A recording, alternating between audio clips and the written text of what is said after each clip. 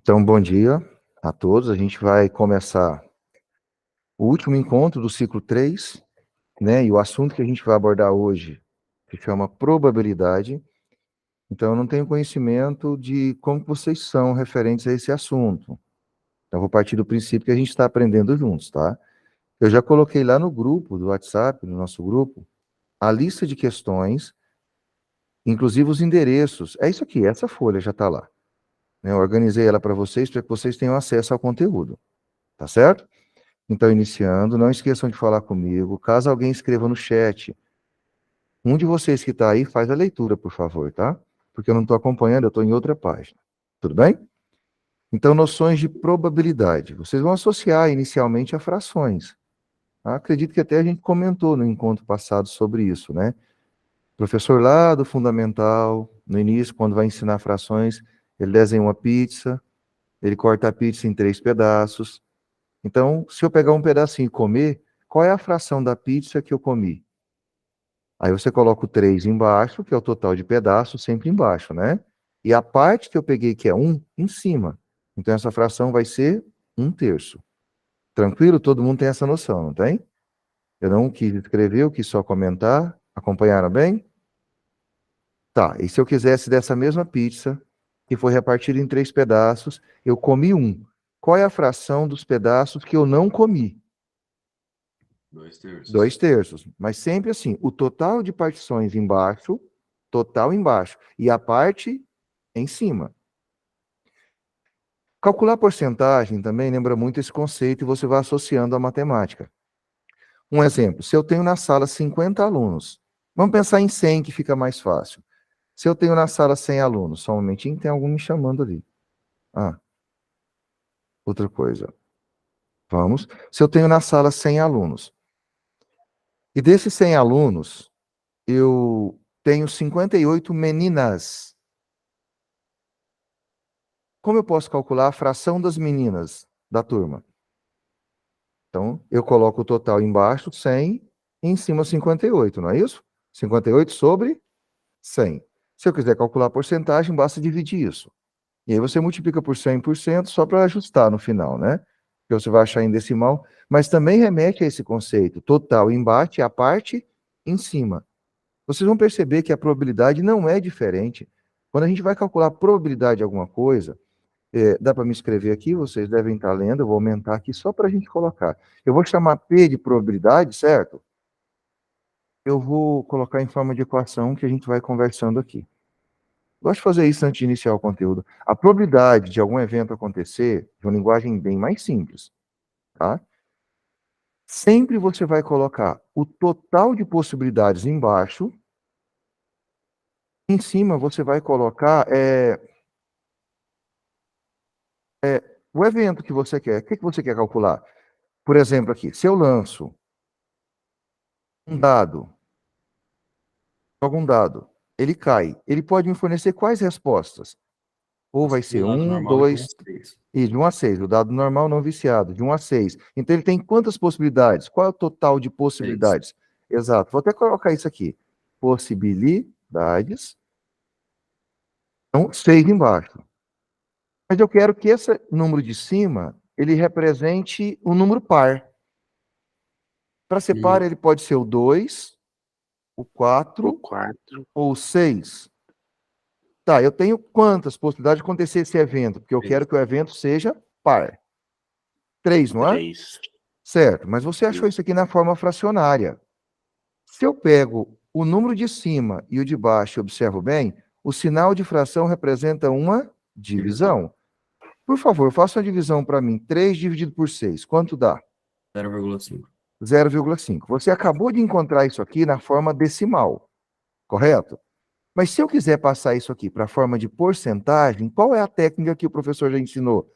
Multiplica por 100 e acrescenta o símbolo de por cento. Toda vez que você quiser transformar um número ou inteiro, ou decimal, ou até uma dízima que você faça aproximação, em porcentagem, essa técnica, eu vou até colocar ela aqui de outra cor,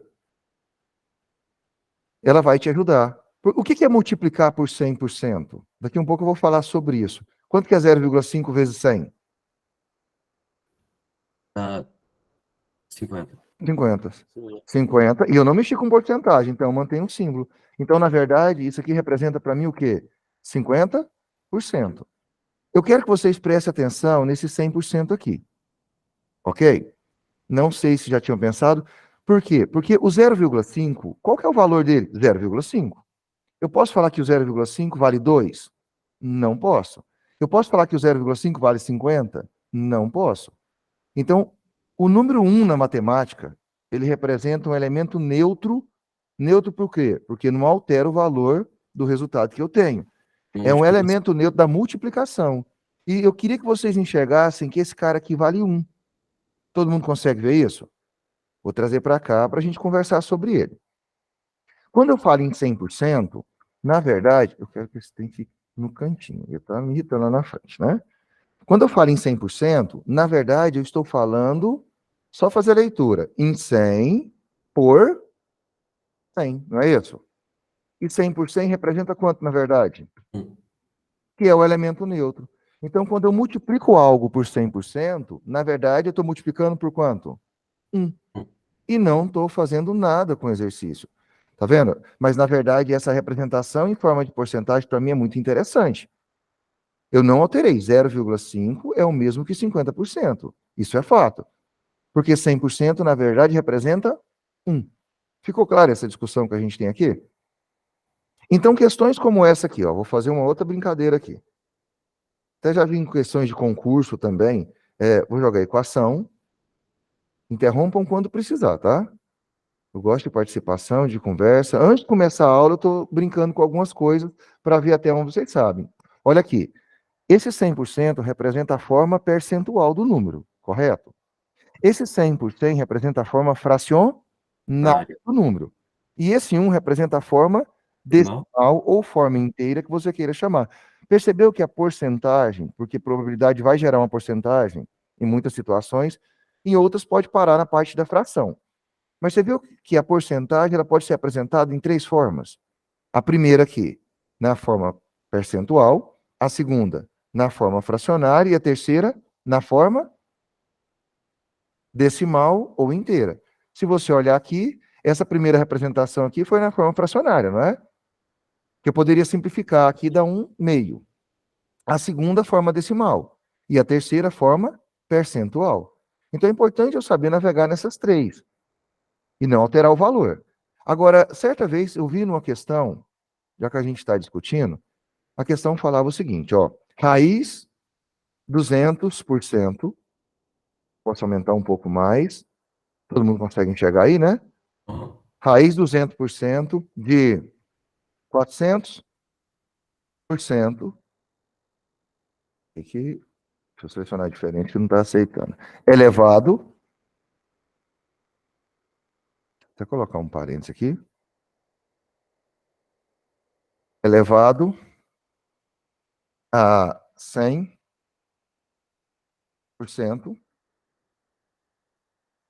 aí não vou levar mais não, só fazer essa brincadeira aqui. Quanto que é isso como resultado? 2. É bem simples de fazer, não é? Você vê porcentagem demais e acaba ficando assustado, mas escreve ela de uma forma mais simples. Na verdade, essa raiz, onde está o 200%, na verdade, representa quanto? 2. 2. 2. Tá, deixa eu chegar aqui. Eu não estou olhando o chat, por favor, vai me ajudando aí. Hoje eu respondo 200%. Vamos lá, o 200% representa quanto? 2. Tá, deixa eu só ajustar aqui que eu peguei errado. 2, na verdade, é uma raiz quadrada que eu tenho. E se a raiz quadrada pode ou não ter o índice 2, né? Porque é a menor raiz que existe. Aqui dentro, no lugar do 400, eu estou falando quanto? 4, porque é 400 por 100, dá 4. E é 4 elevado a quanto aqui, na verdade? A 1. A 1. A 1. Agora, numa linguagem mais simples, você consegue resolver. Estou falando o que aqui, então?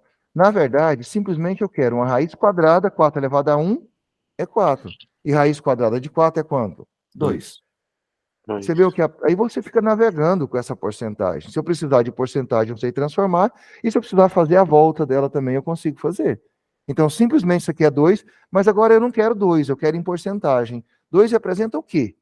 200%. Perfeito. Qual que é a ideia? Você pega o 2 e multiplica, para quem está precisando ainda montar, organizar o pensamento, por 100%. E 2 vezes 100% é quanto? 200%. Então, tanto faz eu escrever 200%, como eu escrever 2, é a mesma coisa. E é a mesma coisa que isso aqui e que isso aqui.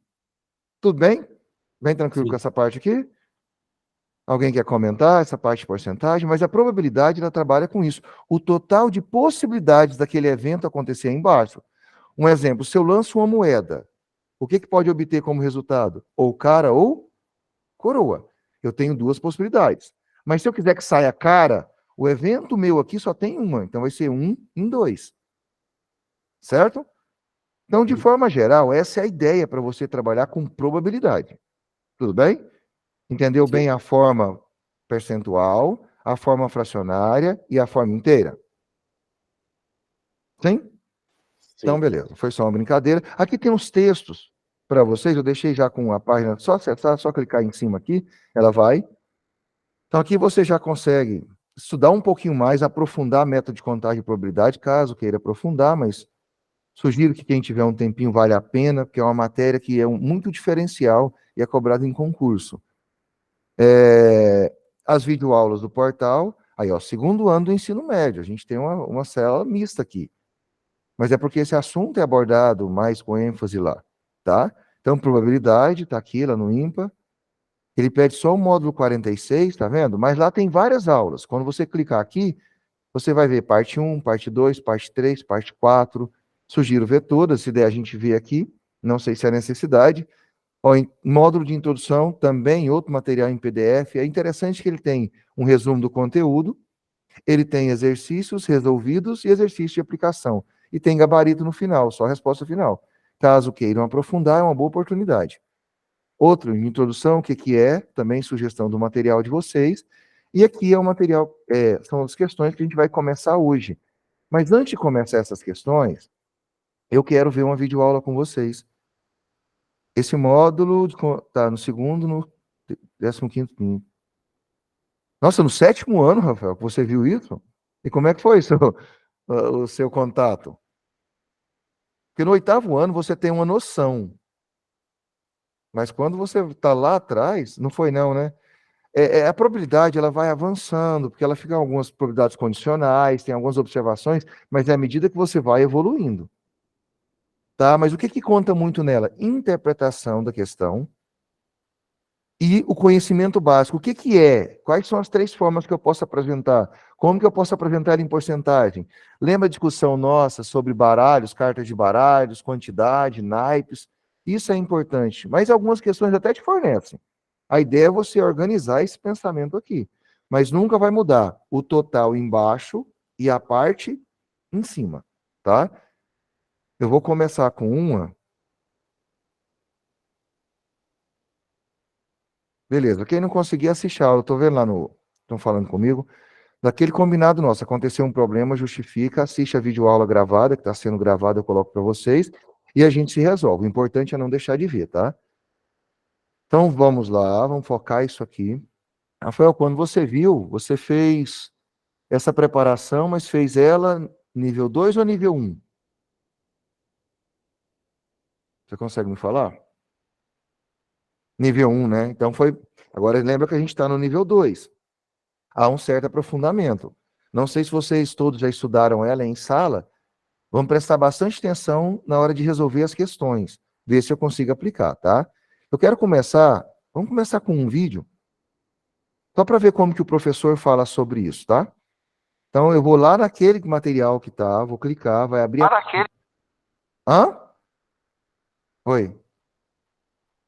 Professor, o negócio que eu tô com muito problema de internet aqui, então se cair aqui, vai ser uma Tranquilo, dificuldade. fica tranquilo. Se cair, você assiste Também é depois o vídeo gravado, tá? importante É o combinado nosso. presença Eu da li lá sua. no grupo nosso que você falou comigo. Não, sim, se você assiste, tá justificando para mim, Beleza. eu vou colocar presença para você, tá bom? Esse já foi o combinado nosso sempre. Eu vou, então, passar só um dos vídeos. ver o comportamento de vocês e ver se a gente consegue já aplicar. Pelo menos os 3 primeiros eu vou, que são vídeos de 9, 7 e 12 minutos, tá? Talvez o quarto vocês assistam depois. Então, deixa eu pegar, acho que uma guia. Aqui. Só me ajuda para ver se o som está funcionando, tá? Oi, pessoal. Meu nome é Josemar Silva. Nós vamos dar início agora a um novo assunto. Tá funcionando sim o som. Perfeito, então. Vamos começar. Deixa eu ver lá como é que está aparecendo para vocês. Tá. Perfeito. Então, a gente vai iniciar com essa, tá?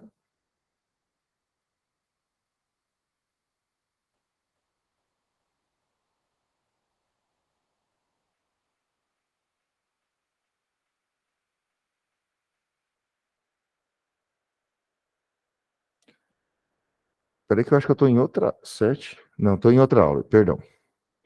É aqui. Oi, pessoal. Meu nome Ok, é Josemar né? Silva. Nós vamos dar início agora a um novo assunto do nosso curso.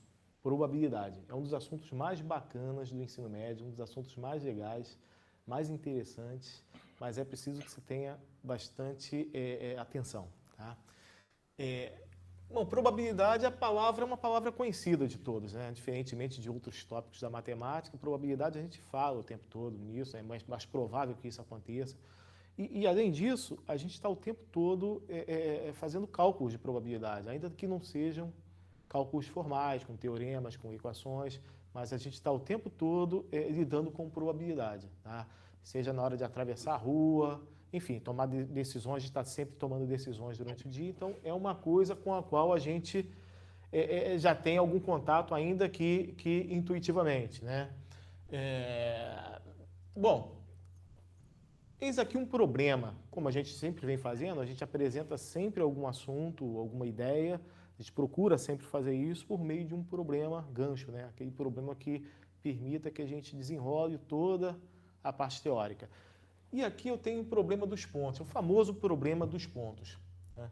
Esse problema aqui, ele chegou a Pascal, né? Nosso grande amigo Pascal, já do Triângulo de Pascal, do binômio de Newton lá, né? Chegou ao nosso amigo Pascal. Pascal achou muito interessante esse problema, se debruçou sobre ele e iniciou uma série de correspondências com outro matemático também do século XVII, também francês, Fermat, um grande matemático, Fermat, e eles começaram a trocar correspondências a respeito dessa coisa que ninguém sabia exatamente o que era a teoria da probabilidade. Acredita-se que aí tenha se iniciado o estudo de probabilidade. Esse tenha sido o pontapé inicial para o desenvolvimento da teoria das probabilidades, né? A gente não vai atacar esse... Eu vou dar uma olhada aqui nesse problema. No jogo entre duas equipes, as apostas somam 22 ducados. É uma moeda antiga, né? E são necessários 60 pontos para que uma delas seja vencedora. Sendo o jogo interrompido quando uma equipe tem 50 pontos e outra 30, como se deve dividir as apostas entre essas equipes? A gente não vai atacar esse problema agora, tá? A gente vai estudar um pouco de probabilidade, depois a gente vai retornar a esse problema aqui para a gente atacá-lo mesmo, né? Agora eu preciso definir algumas coisas, alguns nomes, para a gente poder continuar, dar prosseguimento aqui ao desenrolar dessa ideia. Tudo bem? Vamos lá. Experimento aleatório. O que vem a ser um experimento aleatório? É qualquer experimento cujo resultado não se pode prever. A gente não consegue dizer ao certo o que vai acontecer, né? Um exemplo aqui, lançamento de uma moeda e observar a face virada para cima. Ninguém consegue dizer com certeza o que vai acontecer, né? É claro que a moeda, sendo honesta, né? Esse termo honesto é muito usado em probabilidade. Significa que é uma moeda que não é tendenciosa. As duas faces têm a mesma chance de sair, né? Então, um outro exemplo, lançamento de um dado e observarmos a face virada para cima. Também é uma coisa que a gente não consegue dizer ao certo o que vai acontecer, né? A gente não consegue prever o resultado. Então, é um experimento aleatório. Sortearmos uma carta e observarmos o seu naipe. Só para colocar aí, quem não tá muito acostumado com esse tipo de coisa, o baralho possui 4 naipes: copas, espadas, paus e ouros, tá? Então são 4 naipes e sortear uma carta, né? Claro, tirar uma carta ao acaso e observar seu naipe é um experimento aleatório, né? Um experimento aí só não vai ser aleatório se você conseguir, antes da realização dele, você dizer o que vai acontecer. Aí não é um experimento aleatório. Em probabilidade, nós vamos lidar com esse tipo de experimento, esse que a gente não consegue prever o que vai acontecer. Porém, a gente vai fazer algumas contas para tentar medir, tá, as chances de alguma coisa acontecer. A ideia de probabilidade é essa, né? E o Laplace, por exemplo, foi um dos matemáticos envolvidos no desenvolvimento da teoria das probabilidades. Ele disse que probabilidade era o bom senso resumido ao cálculo. E a ideia é mais ou menos essa: a gente vai arrumar uma métrica, uma maneira de medir a chance de alguma coisa acontecer, tá bom? Uma outra noção fundamental para a gente continuar estudando probabilidade, aliás, até para começar a estudar probabilidade, é a ideia de espaço amostral, né? É o conjunto de todos os resultados possíveis de um dado experimento aleatório, de um experimento aleatório qualquer. Por exemplo, na situação dada, no exemplo dado anteriormente, no item A, a gente teve o lançamento de uma moeda, né? Nesse caso, o nosso espaço amostral, o conjunto de todas as possibilidades de um lançamento de uma moeda, é o conjunto formado por 2 resultados: cara e coroa. Eu vou usar a letra maiúscula grega, ômega, para indicar espaço amostral, tá? A 24ª e última letra do alfabeto grego, maiúscula, para indicar espaço amostral. Aqui nesse caso, K, eu vou chamar o K de cara e vou chamar o C de coroa, tá? Aliás, o contrário, né? Cara eu vou chamar de K e coroa de C. Poderia ser o contrário, alguns autores até fazem o contrário, fazem, né, invertido. Mas a gente vai adotar essa nomenclatura. A maioria dos livros didáticos faz assim. A maioria deles, faz essa consideração. O K para cara e C para coroa. No caso do dado, quem seria o meu espaço amostral? O conjunto de todas as possibilidades de lançamento de um dado. Bom, quando eu não for dito nada, é um dado convencional, tá? Um dado com 6 faces, e a gente tem 1, 2, 3, 4, 5 e 6. Essas são as possibilidades, todas as possibilidades de se obter um resultado no lançamento de um dado, né? E no caso do baralho, com relação aos naipes, né, que foi o exemplo dado na situação anterior do experimento aleatório, no item C, os naipes são 4 naipes, conforme eu já disse: ouros, copas, espadas e paus. Esses 2 primeiros naipes são vermelhos e os 2 últimos naipes são pretos. Tudo bem? A gente vai ter algum contato aí com o baralho, depois a gente vai falar mais alguma coisa a respeito do baralho. Vai ser um instrumento bom para a gente trabalhar com probabilidade, tá? Então, tá aqui, esse conceito é um conceito fundamental, sempre a gente vai estar se reportando a ele, ao espaço amostral, tudo bem? Então, vamos continuar vendo outras coisas. Outro conceito importante é o de evento, né? É qualquer subconjunto do espaço amostral.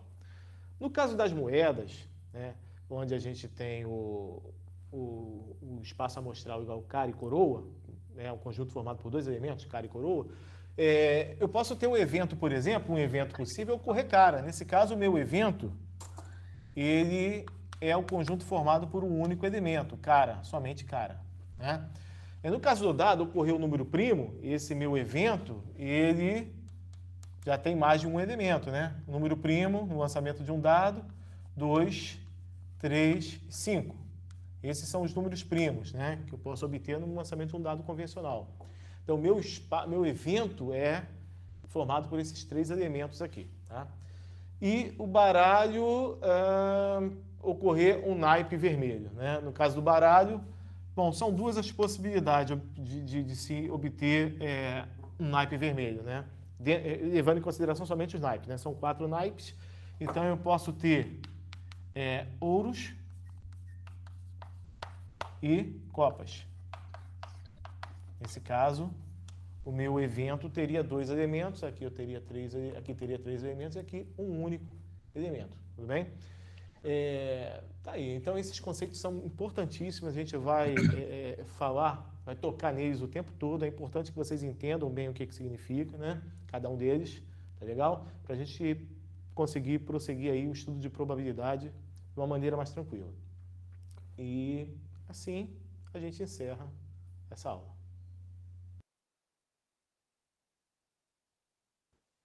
Oi, meu nome é Josimar Silva e nós vamos continuar o nosso estudo de probabilidade. Na última aula, nós vimos alguns conceitos importantes, como experimento. Pessoal, eu vou continuar com essa. Vocês têm alguma perguntinha? Bom que ele já passou automático, né? Não, acho que não. Não, né? Olha só, conceitos importantes que eu preciso que estejam afiados. Eu vou escrever lá no chat. Primeiro conceito importante que ele falou ali: experimento aleatório.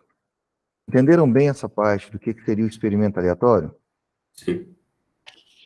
Sim. Tá, é qualquer experimento que... Pode falar. É tipo experimento que a gente não pode prever o resultado dele antes que ele aconteça. Exato. Porque se eu tiver como prever aquele resultado, não justifica. Não tenho que calcular, né?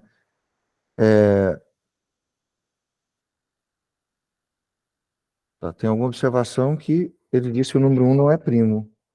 Não. Qual é a condição para... Eu estou respondendo ao Rafael, tá? Qual é a condição para o número ser primo? Vamos lá no conceito. Exatamente 2 Divisível divisores. por 1 e por ele mesmo. Exato. Mas ele tem que ter 2 divisores naturais, né? 1 e ele Atenção. mesmo. O No problema do caso, 1 é que ele só não tem cai. Exato. O 1 não cai nesse conceito. Ele não é considerado número primo. Ok? Para ser primo tem que ter 2 divisores naturais. 1 e ele mesmo. Tudo bem? Tirou sua dúvida? Tá. O segundo conceito importante que ele falou aí pra gente foi de espaço, deixa tudo maiúsculo, amostral. Ele usou até um símbolo, uma letra grega para representar espaço. Você pode usar um S, alguns autores usam S também. Na verdade, o que seria esse espaço amostral? É o conjunto de todas os possíveis acontecimentos Isso. Que do pode evento. acontecer com a do situação do evento. experimento. Agora, se ele pedir para você representar o espaço amostral, tem que escrever todos. Tá? Mas geralmente importa para você mesmo é a quantidade, tá? Todas as formas de acontecer, perfeito. Aí você deixa bem claro lá. O terceiro conceito importante que foi citado lá foi o conceito de evento. evento. Tá. O evento me interessa. Eventos. Por todos. Pode falar, mais alguém? O que seria o evento? O conjunto do espaço amostral. Exato. E no final, Sim. vocês vão chegar na conclusão que a probabilidade de um evento acontecer, né, é você pegar esse evento, E eu tenho, dividir e vou dividir, é aquela ideia inicial que eu comentei com vocês, e vou dividir isso por quem? pelo espaço amostral. Exato. Espaço amostral. Porque o espaço amostral não é toda possibilidade de acontecer? Tá. E o evento é o que realmente aconteceu. Então, de forma geral, vai gerar em torno disso, tá? Bem tranquilo, então. A gente vai dar sequência agora. Parte 2, ela só tem pouco mais de 7 Experimento minutos. aleatório, né? Que é Vamos lá. aquele experimento cujo resultado a gente não... Oi, meu nome é Josimar Silva e nós vamos continuar o nosso estudo de probabilidade. Na última aula, nós vimos alguns conceitos importantes, como o experimento aleatório, né? Que é aquele experimento cujo resultado a gente não consegue prever. A gente viu também o conceito de espaço amostral, que é o conjunto de todos os resultados possíveis de um experimento aleatório, né? Nós vimos evento. O que era evento? Evento é qualquer subconjunto do espaço amostral, né? Nós vimos alguns exemplos E agora nós vamos continuar abordando alguns conceitos importantes que vão permitir que a gente compreenda o que vem a ser probabilidade. Tá? Um conceito bem importante é o de frequência relativa. O que vem a ser frequência relativa? Vamos imaginar que eu tenha tomado um dado, tá? Um dado qualquer. Eu não sei se esse dado é um dado honesto. O que eu quero dizer com um dado honesto? Eu não sei dizer se todas as faces possuem a mesma probabilidade, a mesma chance de sair. Né? Eu fiz alguns lançamentos, na verdade eu fiz 50 lançamentos e tomei nota dos 50 resultados.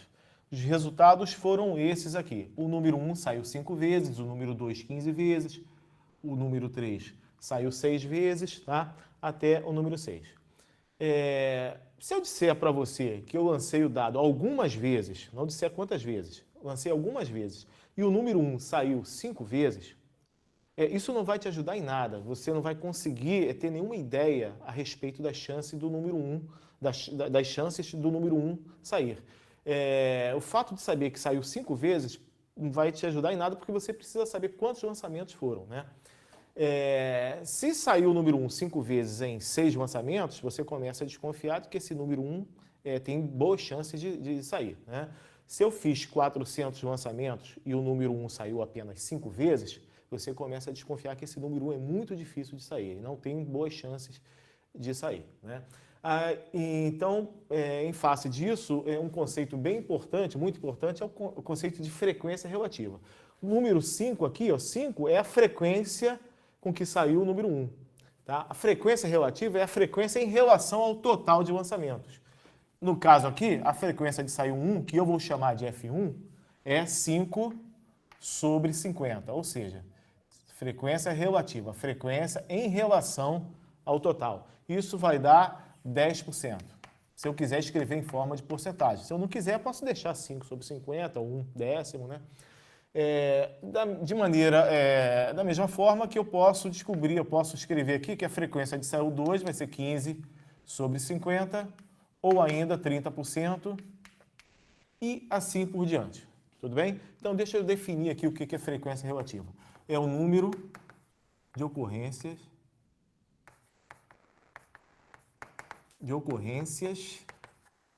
do evento, tudo isso dividido pelo número de observações do experimento. Essa razão vai me dar a frequência relativa, tudo bem? Eu ainda posso falar mais coisas a respeito da frequência relativa. Por exemplo, eu posso dizer que F1 mais F2 mais F3 mais F4 mais F5 mais F6, ou seja, a soma das frequências de todos os resultados vai ser 1. Isso é muito fácil de se perceber. Reparem bem, F1 saiu 5 sobre 50, F2 15 sobre 50, F3 6 sobre 50, F4 4 sobre 50, F5 16 sobre 50 e F6 é 6 sobre 50. Repare que o numerador, invariavelmente, né, vai dar a soma, dos numeradores todos, invariavelmente vai ser o resultado, o número de observações. É isso? Vai ser igual ao denominador. Então, eu vou ficar com 50 sobre 50, que é igual a 1. Tudo bem? A gente pode generalizar esse resultado. Vamos dar uma olhada aqui. Vamos fazer uma coisa um pouco mais geral agora. Em vez de... A gente tomou como exemplo a situação do dado, né, que é uma coisa bem tranquila, bem fácil de se perceber, né? E a gente vai pegar agora uma coisa mais geral. No dado nós tínhamos 6 resultados possíveis, né? Agora a gente vai considerar K resultados possíveis, tudo bem? E na situação anterior eram 50 observações. Agora a gente vai tomar N observações. A gente está fazendo a coisa genérica, tá? Algumas propriedades eu posso tirar da frequência relativa, alguns resultados importantes. O primeiro deles é que a frequência relativa de qualquer evento vai ser um número compreendido entre 0 e 1. Tudo bem? O número de ocorrências no máximo igual ao número de observações. Por exemplo, o número 3, a face 3 do dado, poderia ter saído no máximo 50 vezes, em 50 lançamentos. Ninguém duvida disso, né? Então, no caso, se saísse 50 vezes, seria 50 sobre 50, seria 1. Tá? É o máximo que a frequência relativa pode atingir. Agora, esse número 3 poderia também não ter ocorrido em nenhuma dos 50 lançamentos. E aí, no caso, a gente teria a frequência relativa 0. Então, é bem tranquilo a gente acreditar que a frequência relativa de qualquer evento é um número compreendido entre 0 e 1, inclusive. Tá? Uma outra coisa que a gente pode deduzir, aliás, nós já fizemos isso no caso do dado, né? É que a soma das frequências relativas de todos os eventos, né, é igual a 1. Se eu somar todas as frequências relativas, vai dar 1. A justificativa disso é bem tranquila, porque vamos imaginar que esse evento 1 tenha ocorrido N vezes nas N observações. Esse evento 2 tem ocorrido N2 vezes nas N observações e assim por diante. Tá? Esse carinha aqui, esse evento K, tem ocorrido NK vezes nas N observações. Quando eu fizer a soma dessas frações, eu vou encontrar o quê? A soma desses caras todos aqui vai ter que ser N, né? Já que em cada um dos N... em cada uma das N observações, um dos resultados possíveis um dos K resultados possíveis teve que ocorrer. Então, a soma de todos eles tem que ser N. N sobre N é igual a 1. Está aqui só para justificar o que a gente já tinha observado naquele caso particular do dado, né? Agora aqui está mais geral, estou generalizando. Tudo bem? Então, esses dois resultados são dois resultados importantes e a gente vai se valer deles mais adiante, tá? Quando a gente entrar mesmo estudar probabilidade, que a gente vai ter o foco, a gente vai abordar a probabilidade tomando como foco frequência relativa, tudo bem? Aí, com isso, encerro essa aula.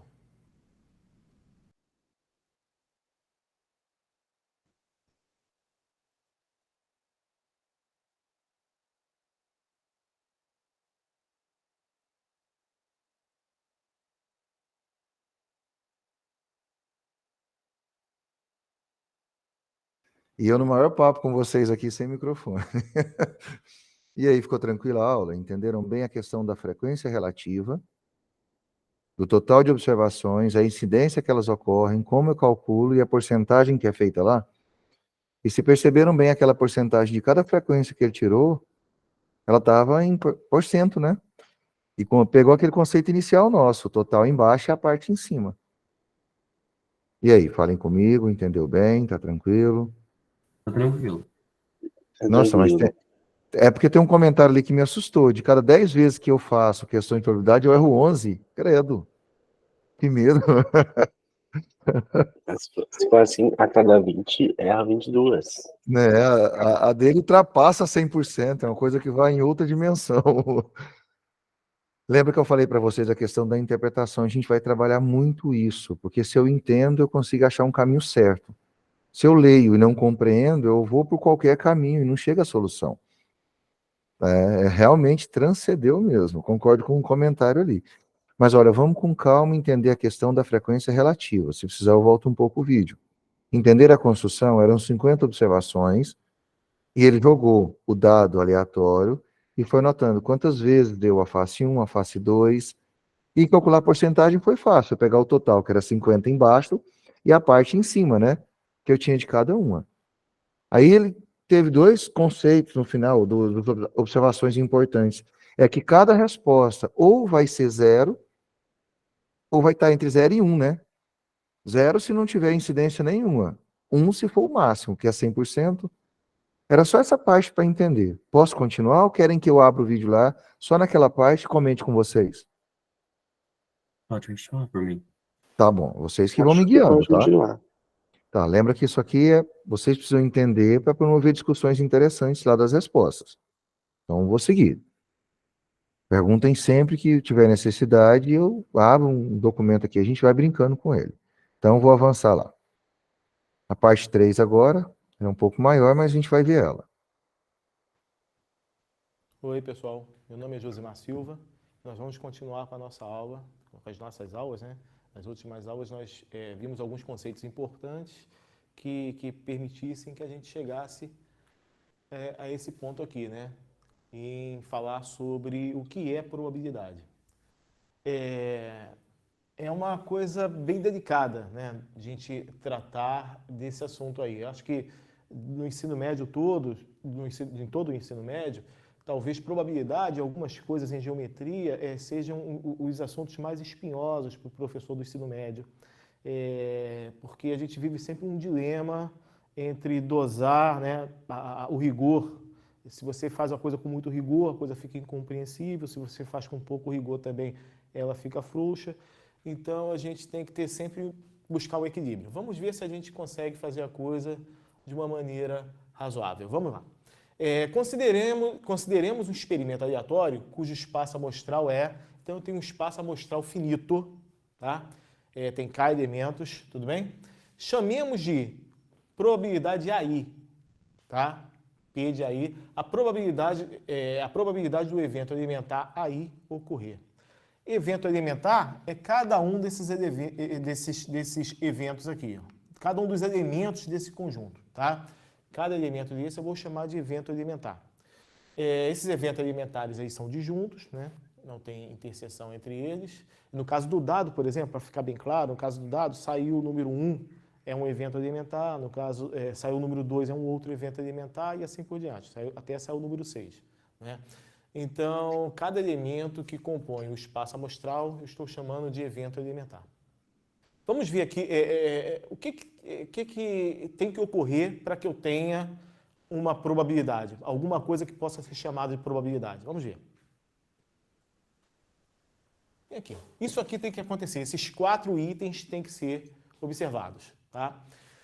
Primeiro deles, PAI, que eu estou chamando de probabilidade do evento AI ocorrer, é suficientemente próximo da frequência relativa do evento AI quando o experimento é repetido um número grande de vezes. Bom, esse enunciado aqui não é muito comum em matemática, principalmente no ensino médio, né?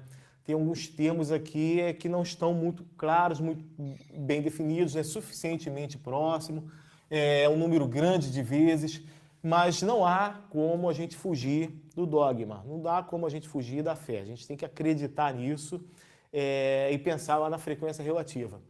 Por exemplo, eu tenho uma moeda, se eu tenho uma moeda honesta, o que eu quero dizer com honesta? A chance de sair cara igual a chance de sair coroa, né? Se uma moeda é perfeita, é simétrica, né? Não há por que eu acreditar que eu tenho mais chance de ter cara do que coroa. Então, se eu lanço essa moeda, digamos, 1 milhão de vezes, há de se esperar que em metade das vezes ocorra cara, ou alguma coisa próxima disso, né? E na outra metade, coroa, ou muito próximo da metade, né? Então, há de se esperar isso. Então, a gente vai abordar a ideia de probabilidade, né? Baseado nessa crença. Não tem como a gente fugir disso aqui, principalmente no ensino médio.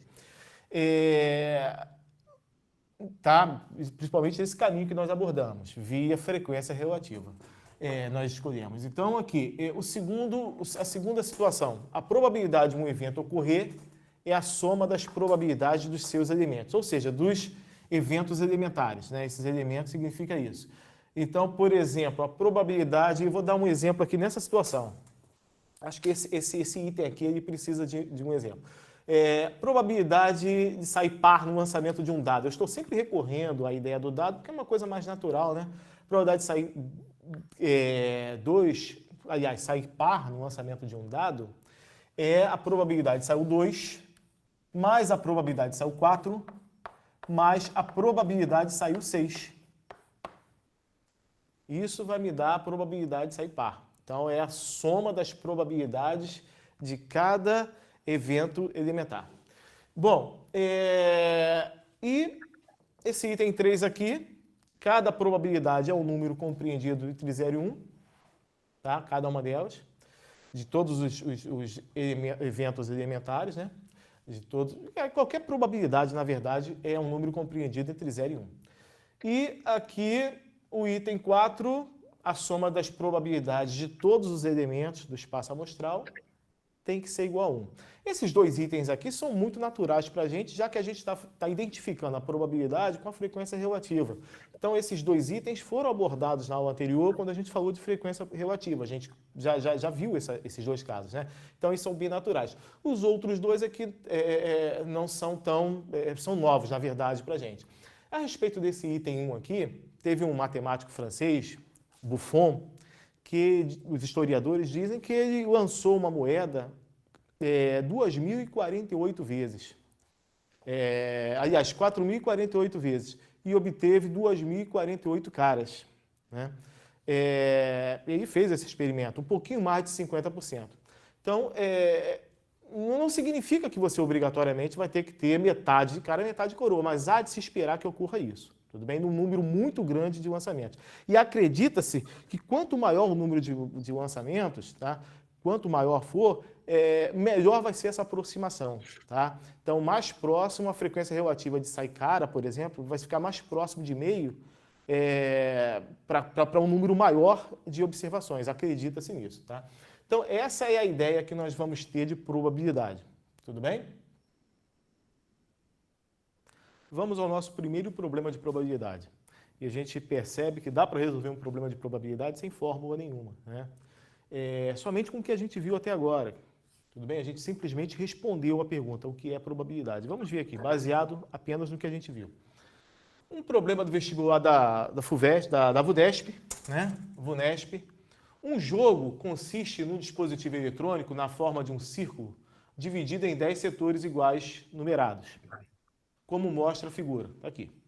Em cada jogada, um único setor do círculo se ilumina. E o enunciado trazia mais informações em forma de texto que eu condensei. Tá? E eu vou escrever até aqui adaptado, que na verdade eu fiz a adaptação aqui no enunciado, não alterei, só alterei a maneira de como escrever, como expressar algumas informações. O enunciado diz que a probabilidade de qualquer número ímpar sair é a mesma. A probabilidade de qualquer número par sair também é a mesma. Né? Mas ele diz que a probabilidade de sair o 3 é o dobro da probabilidade de sair o 4. Bom, isso aí automaticamente faz a gente concluir que a probabilidade de sair qualquer número ímpar, né? Probabilidade de sair qualquer número ímpar é o dobro da probabilidade de sair qualquer número par. A gente já consegue perceber isso aí, né?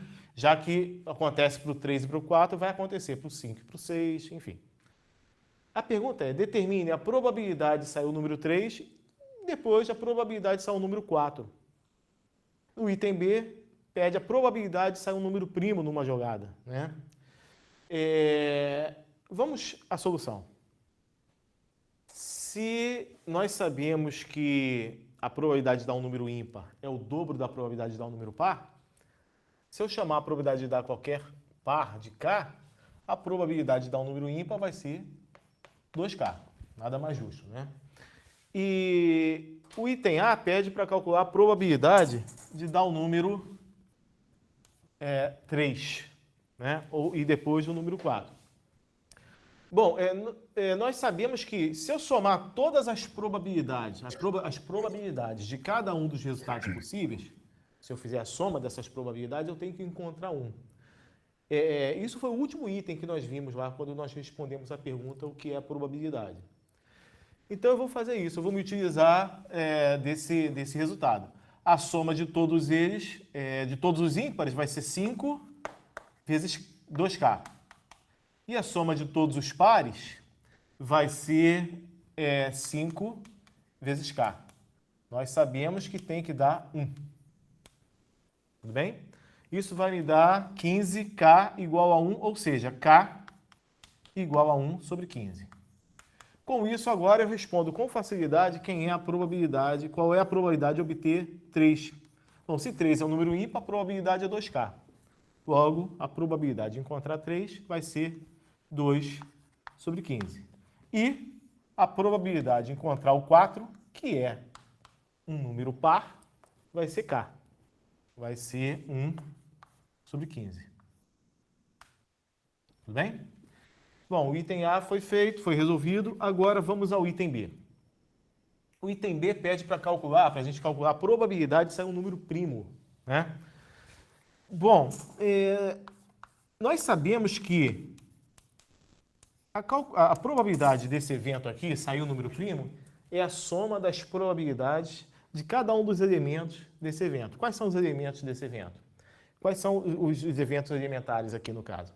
Sair 2, que é um número primo, sair 3, sair 5 e sair 7. Então, nós podemos somar. Isso já foi dito no segundo item daquela pergunta que nós respondemos, o que é a probabilidade, né?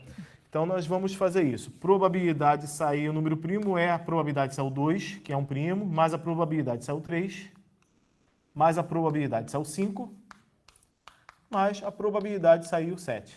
Lembrando que o 1 não é primo, né? Nem é composto. Probabilidade de sair um número par é K. K é igual a 1 sobre 15. A probabilidade de sair cada um dos ímpares vai ser 2 sobre 15, né? 2 sobre 15, probabilidade de sair o 5, e o 7 é a mesma coisa, 2 sobre 15. Somando tudo aqui, eu vou encontrar 7 sobre 15. Essa é a probabilidade de se obter um número primo. Tudo bem? Aqui, ó, são as respostas, item A e item B. Tudo bem? A gente conseguiu resolver um problema sem fórmula nenhuma, né? E quero chamar a atenção para um fato. Esse problema é um problema de probabilidade com espaço amostral não equiprovável. Tá? Todos os elementos do espaço amostral não têm a mesma probabilidade de ocorrer. É muito comum que o aluno erre nesse item B aqui. É muito comum, né? Ele admitir que a probabilidade que os eventos são equiprováveis, né? E encontrar 4 sobre 10. É muito comum. Eu já dei esse problema em sala de aula e isso é muito comum acontecer. Tudo bem? A gente está diante de um problema em que os elementos do espaço amostral não têm a mesma probabilidade de ocorrer, ou seja, eles não são equiprováveis. Tudo bem? Bom, com isso, a gente encerra a nossa aula.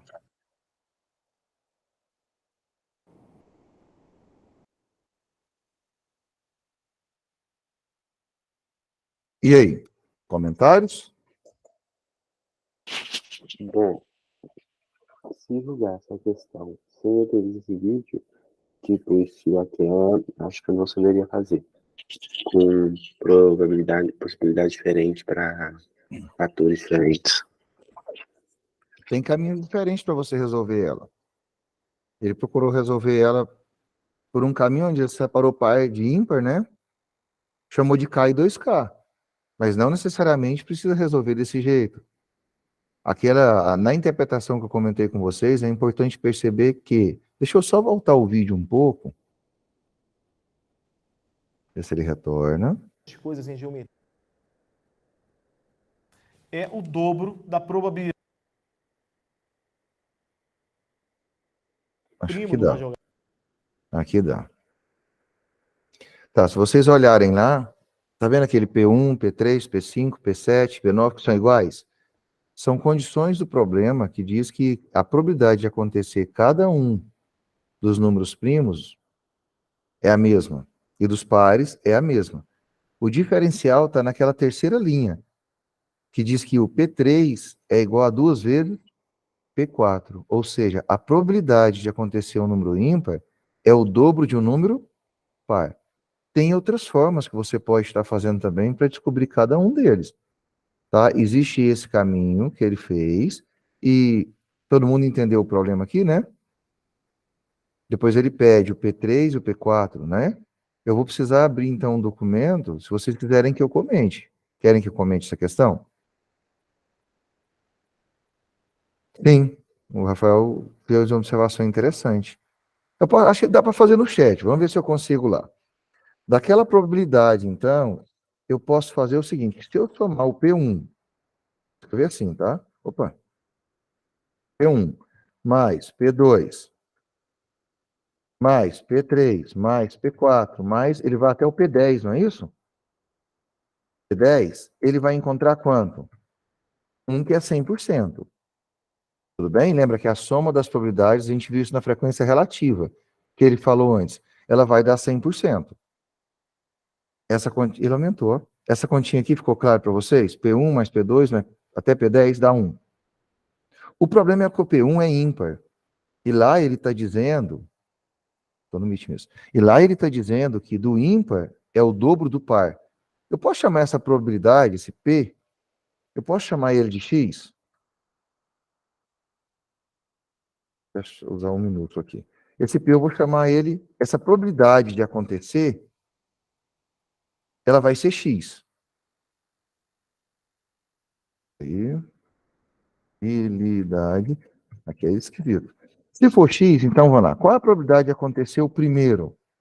1. 1 é ímpar. Ímpar é o dobro, não é? Então eu vou chamar ela de 2x. Mais a do segundo, P2. P2 é par. Só acontece uma vez, então é x. Entenderam essa jogadinha que foi feita aqui? Sim ou não? Sim, foi bem esperta essa.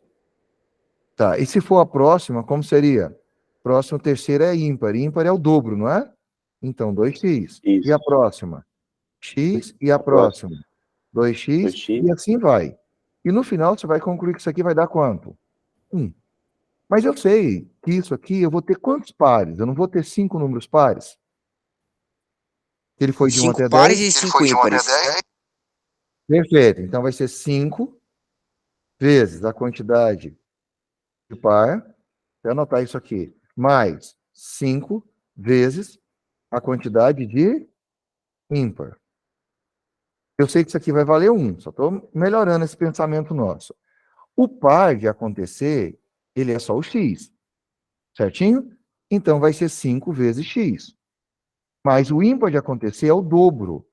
Vai ser 5 vezes, no caso, 2x. Isso tudo vai dar 1. Até aqui tá indo, ok?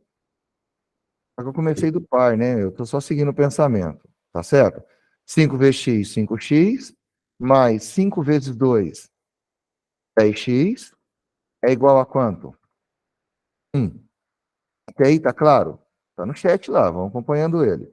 Quanto que é 5x mais 10x? 15x, que é igual a 1. Esse 15 está multiplicando, passa para lá, dividindo. Então vai ficar 1 dividido por quanto?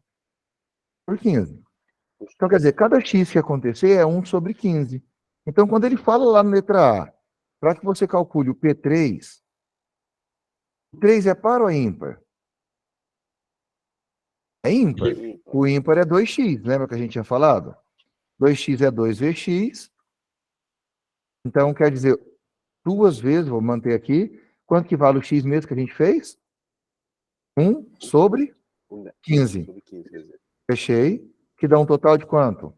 2 vezes 1, 2 sobre 15. Já está na forma fracionária. Tá aí a resposta.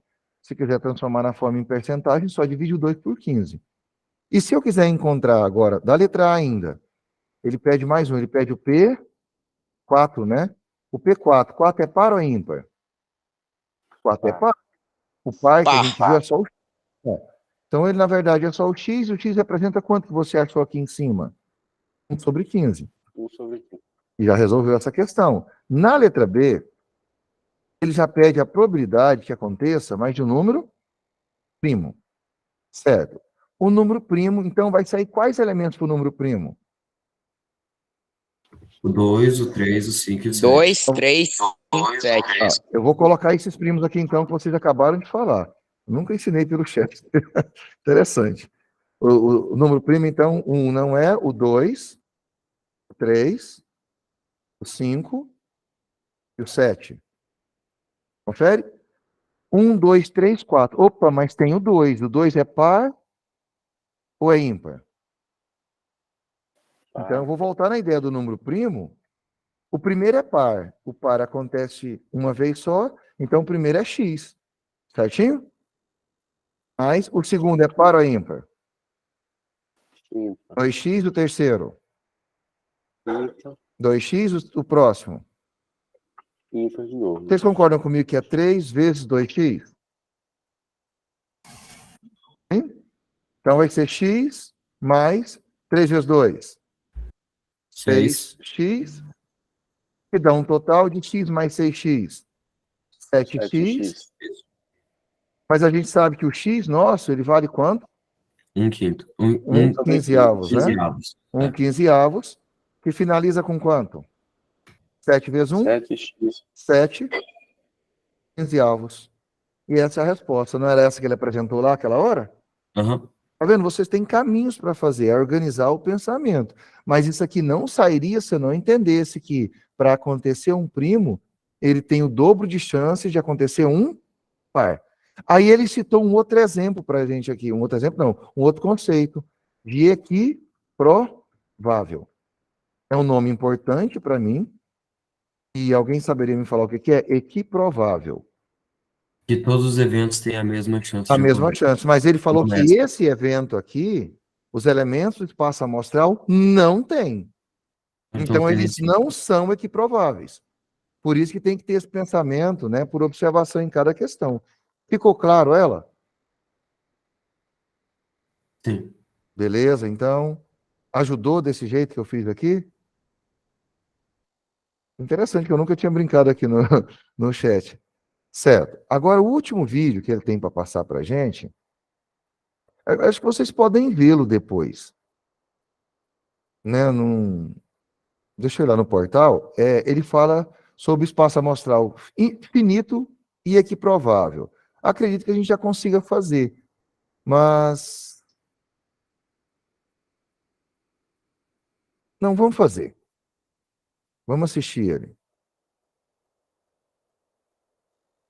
É o último que está faltando? É o último e a gente vê os conceitos, fica bem embasado, fica bom. Uma guia, aqui. Me falem do som. Oi, pessoal. Saiu? Alto e bom som. Não entendi. Deu certo? Deu Tá certo. claro. Beleza, então, vamos lá. 3, 2, 1 e...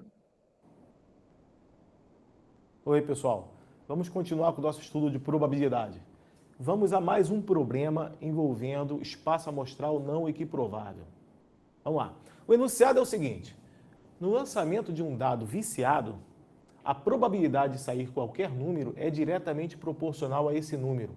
Calcule a probabilidade de sair um número, item A, par, item B, maior que 4. Bom, essa palavra viciado aqui é uma palavra comum em problemas de probabilidade, né? Indica que o dado não é balanceado, que as faces não são equiprováveis, né? A probabilidade de sair uma face não é necessariamente a mesma probabilidade de sair a outra, né? Então, significa que o dado é viciado, significa que não é balanceado, não é equiprovável. Então, a gente está diante de um problema de probabilidade onde o espaço amostral não é equiprovável. Esse problema é bem parecido com um problema que nós resolvemos na aula anterior, o problema das roletas.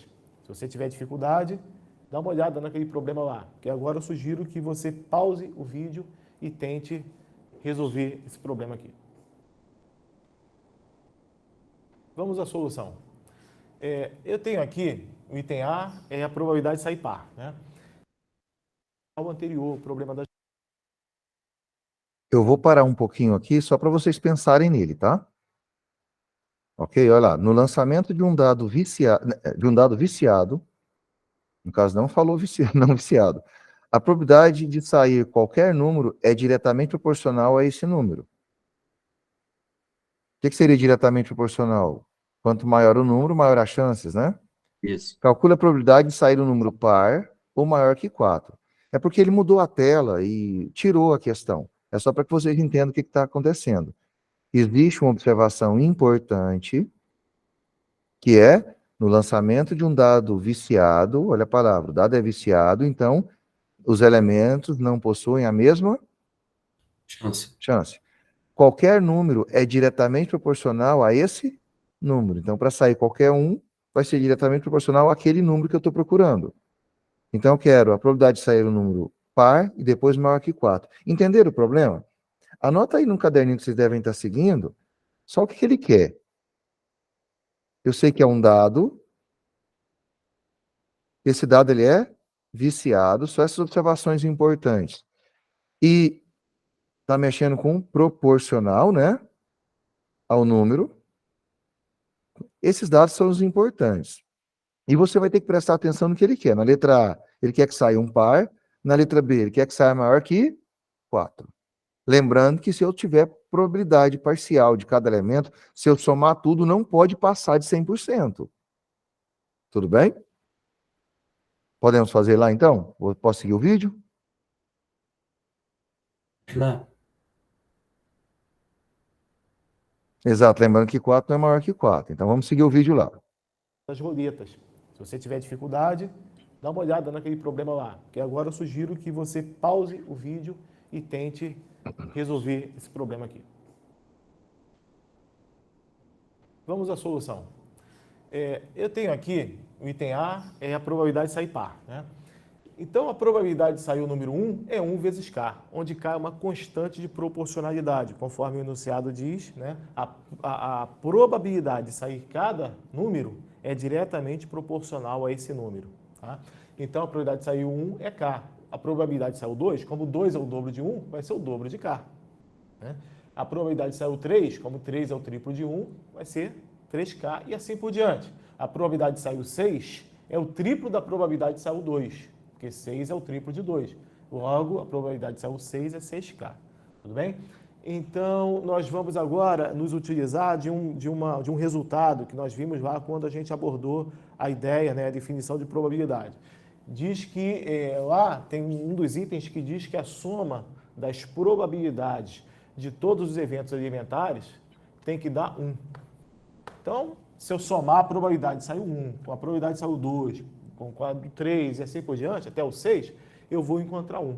Então, isso me permite resolver o problema com facilidade. Dá uma olhada. A probabilidade de sair 1 é K, 2K, mais 3K, mais 4K, 5K e, finalmente, 6K é igual a 1. Isso vai me dar, somando tudo, 21K. 21K igual a 1. Ou seja, K igual a 1 sobre 21. Tudo bem? Então, eu tenho que a probabilidade de sair o número 1 é 1 sobre 21, a probabilidade de sair o número 2 é 2 sobre 21 e assim por diante. Como eu quero a probabilidade de sair par, tá?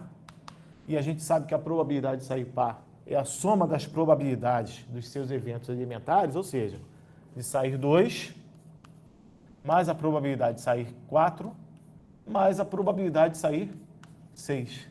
Então, fica muito fácil resolver agora o problema. A probabilidade de sair 2 é 2K, né? 2K. Então, vai ficar 2 sobre 21. A probabilidade de sair 4 é 4K. 4 sobre 21 e 6 sobre 21.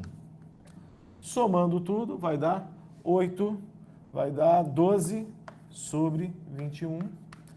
Se eu quiser simplificar, vai dar 4 sétimos.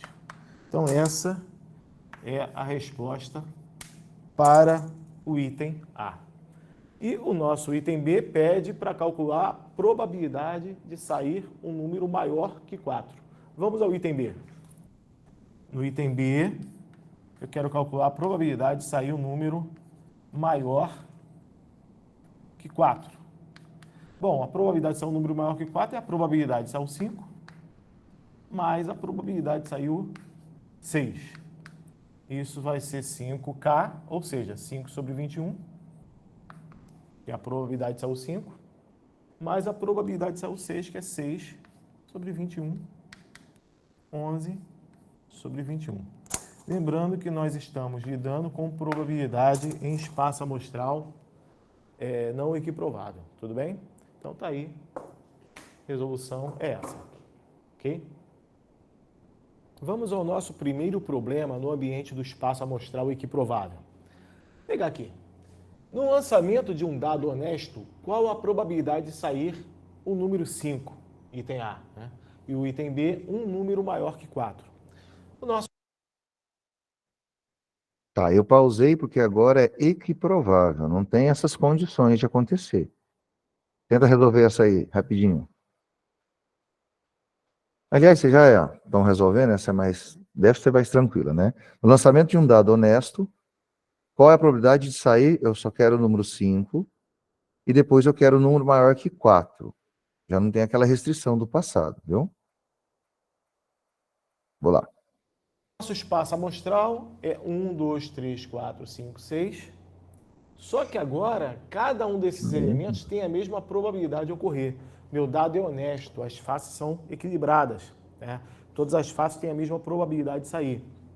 Então a gente vai proceder exatamente da mesma maneira que nós fizemos no exercício anterior, tá? Então a probabilidade de sair cada elemento do espaço amostral, ou seja, a soma dessas probabilidades vai ter que ser igual a 1. Então, a probabilidade de sair, a soma das probabilidades de sair cada um deles vai ser igual a 1. Só que agora, todos eles têm a mesma probabilidade de sair. Digamos que a probabilidade K. Então, eu vou ficar com 6K é igual a 1. O que vai me dar um K igual a 1/6. Nada mais razoável, né? A gente já imaginava que isso fosse acontecer, já que a soma tem que dar 1 e todas elas são iguais, só poderia ser 1/6 cada uma delas. Então, a probabilidade de sair, de ocorrer o evento A é a probabilidade de sair o número 5, que é K, 1/6. Então, essa é a probabilidade pedida, tá? Essa é a probabilidade que a gente quer. Bom, olhando agora para o item B, o item B pede para a gente calcular a probabilidade de sair o número 4. Aliás, maior que 4, pode ser o 5 ou 6. Então, meu evento B, ele é composto de 2 elementos. E a probabilidade de ocorrer o B é a probabilidade de ocorrer o 5 mais a probabilidade de ocorrer o 6. Tomando o valor aqui emprestado do K, que nós já calculamos, né? Cada um deles vale K, então eu tenho 1/6 mais 1/6, que é igual a 2/6, ou para quem preferir, 1/3. Está resolvido o problema, mas eu quero chamar a atenção para uma coisa. Esse 1 aqui, ele advém da quantidade de elementos do elemento A, do conjunto A, né? 1 é o número de elementos do conjunto A. E esse denominador aqui, ele vem da onde? Esse denominador, ele vem do número de elementos do espaço amostral. Vocês podem reparar que é a mesma coisa, ó. 2 é o número de elementos do meu conjunto e 6 é o número de elementos do meu espaço amostral. Então, eu posso tirar um resultado aqui, ó, que nós vamos usar bastante. É o seguinte resultado. Probabilidade de ocorrer um evento A é o número de elementos do conjunto A dividido pelo número de elementos do espaço amostral, tá? Aí, percebeu que ele novamente volta ao conceito de probabilidade para você encontrar o total dos elementos do espaço amostral embaixo, né? Fica aqui. E na parte de cima, a quantidade, as possibilidades de acontecerem um evento que eu quero. Mais uma vez, chega na mesma conclusão, né?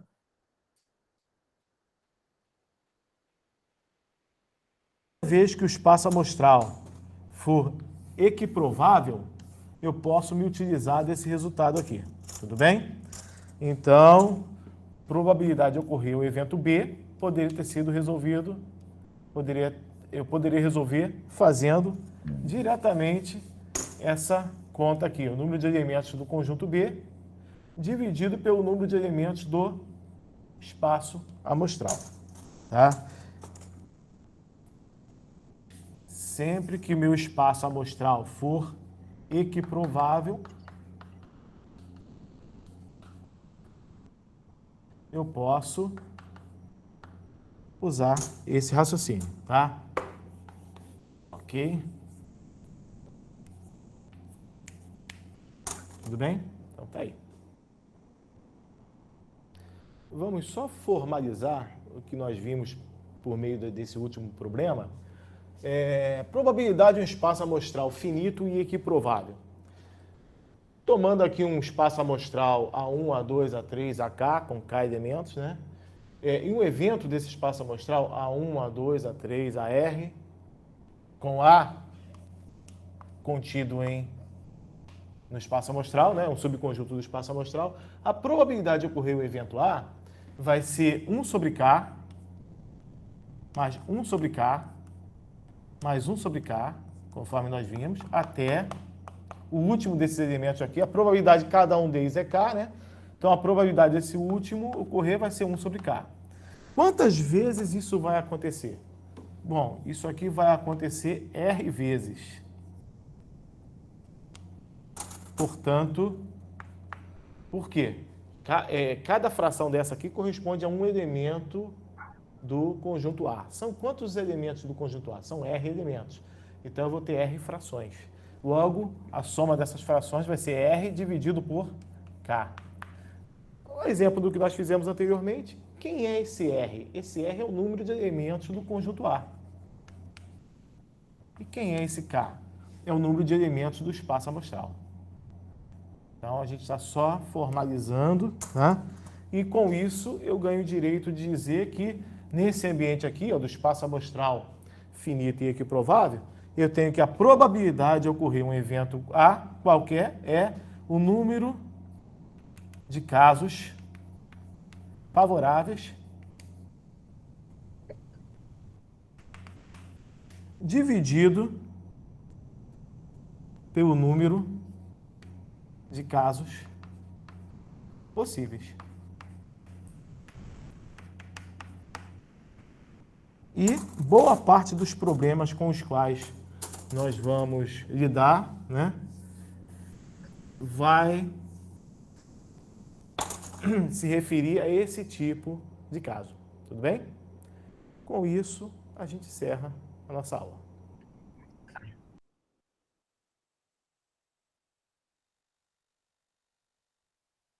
Aí. Algum comentário, gente? Quando o dado é honesto, ou quando o espaço é equiprovável, é bem mais tranquilo de pensar, né? É o N igual a R igual a N cursivo, tá certo. Alguém quer comentar alguma coisa? Ficou tranquilo assistindo a videoaula?